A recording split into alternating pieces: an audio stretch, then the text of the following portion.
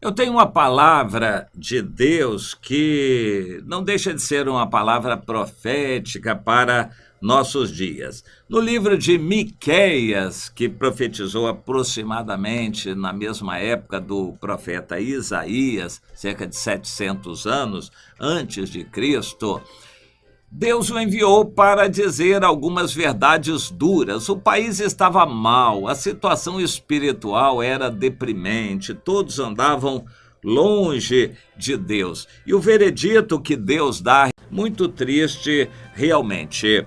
O profeta viu Deus descendo sobre os montes que fumegavam e se derretiam, e veio com muita ira e poder para agir naquele país. E no versículo 5, logo no início, o profeta entende, Deus fala com ele, que tudo aquilo era por causa da transgressão de Jacó e dos pecados da casa de Israel. E passa a detalhar aquelas situações. Samaria, o reino do norte, era totalmente imersa em pecados. Não havia praticamente ninguém que prestasse ali no reino do norte. Todo tipo de transgressão eles praticavam: a idolatria, a violência, a prostituição, e enfim, tudo aquilo que desagradava a Deus, eles que ainda eram um povo que levava o nome de Deus, envergonhava. Samaria era uma vergonha, e o Senhor diz: eu farei de Samaria um montão de pedras do campo, um local de ruínas. Mais adiante, o Senhor diz: as suas feridas são incuráveis, o mal chegou até Judá, estendeu-se até a porta do meu povo, até Jerusalém. Ou seja, o mal foi aumentando, se estendendo, se espalhando. O mal foi de Samaria para Jerusalém. O reino do norte já estava todo contaminado e veio trazendo aquela influência maligna também para Jerusalém. E o Senhor denuncia isto: até Jerusalém está sendo contaminada também. E Deus denuncia algumas coisas interessantes. Por exemplo, no capítulo 2, ai daqueles que no seu leito imaginam a iniquidade e maquinam o mal. À luz da alva o praticam, porque o poder está em suas mãos. Se cobiçam campos, os arrebatam. Se casas, as tomam. Assim, fazem violência a um homem e a sua casa, a uma pessoa e a sua herança. E o Senhor diz: portanto, assim diz o Senhor, eis que eu projeto mal contra esta família, do qual mal não tirareis a vossa cerviz e não andareis altivamente, porque o tempo será mau. Deus disse a respeito daquele país que o tempo seria mau. Que país? Judá, reino do sul. E lá também pessoas que tinham o poder abusavam do poder em benefício próprio. Isso nós conhecemos muito. Uma pessoa que está num cargo de liderança, de autoridade no governo, a pessoa se utiliza daquilo em benefício próprio. Ela se enriquece, ela tira dinheiro do que é público para si. Além disto, eles abusam do poder físico e oprimem outras pessoas.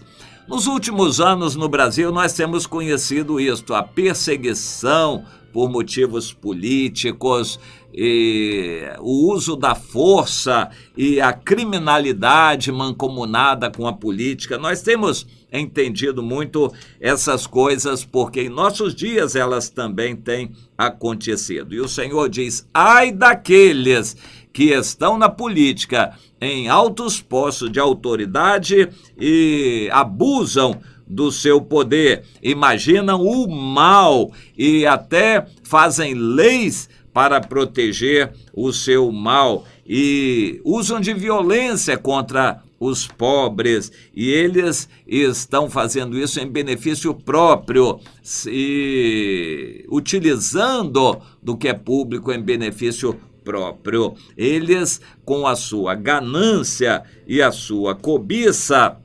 estão empobrecendo os outros, estão prejudicando a vida dos outros, estão praticando uma injustiça, o que aos olhos de Deus é muito sério. E o Senhor diz, então, não haverá nessa congregação do Senhor quem continue a viver tranquilamente, porque o tempo será mau e o Senhor levantará contra vós outros um provérbio e dirá: estamos inteiramente desolados. A porção do meu povo, Deus a troca.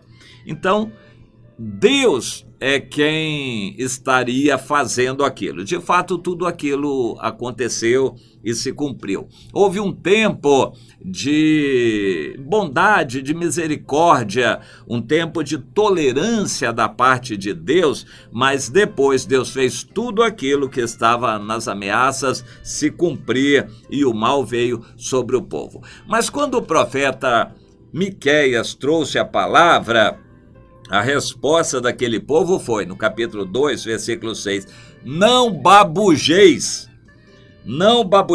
tais coisas, porque a desgraça não cairá sobre nós. O Senhor é bom e, enfim, ele não vai fazer coisas assim.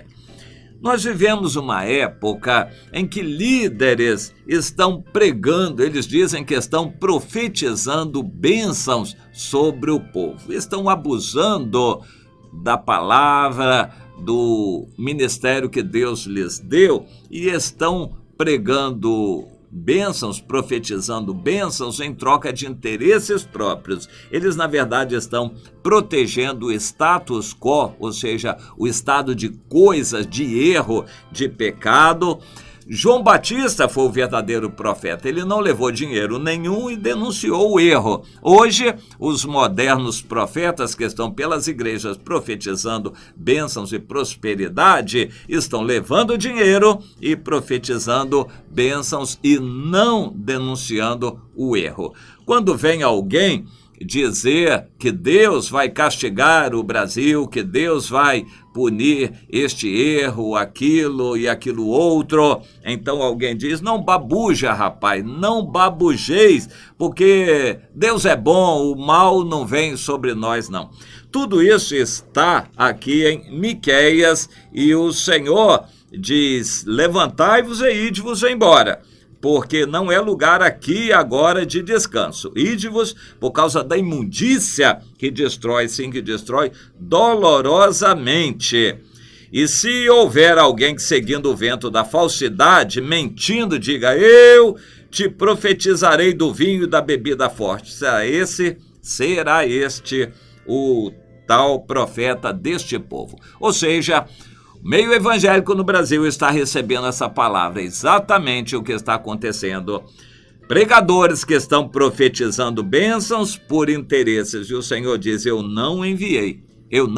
Agora não é época de descanso, não é época de facilidades. Ide-vos embora, porque a situação vai piorar. Então, Deus diz uma palavra dessas, é necessário estar no conselho de Deus para falar a verdade. E ai dos profetas que profetizam do vinho e da bebida forte. Ou seja, estão profetizando de barriga cheia, estão profetizando com o bolso cheio de dinheiro tirado do povo de Deus. Estão profetizando por interesses. E o Senhor diz, ai dessa gente toda, ai deles, porque a palavra de Deus não é essa. O mal vem sobre o Brasil. O mal vem sobre o Brasil. Meu irmão, minha irmã, entenda, não é hora de descanso. O Senhor diz, guarde isso, Miqueias 2, versículo 10. Não é lugar de descanso. Entenda e se prepare para dias difíceis,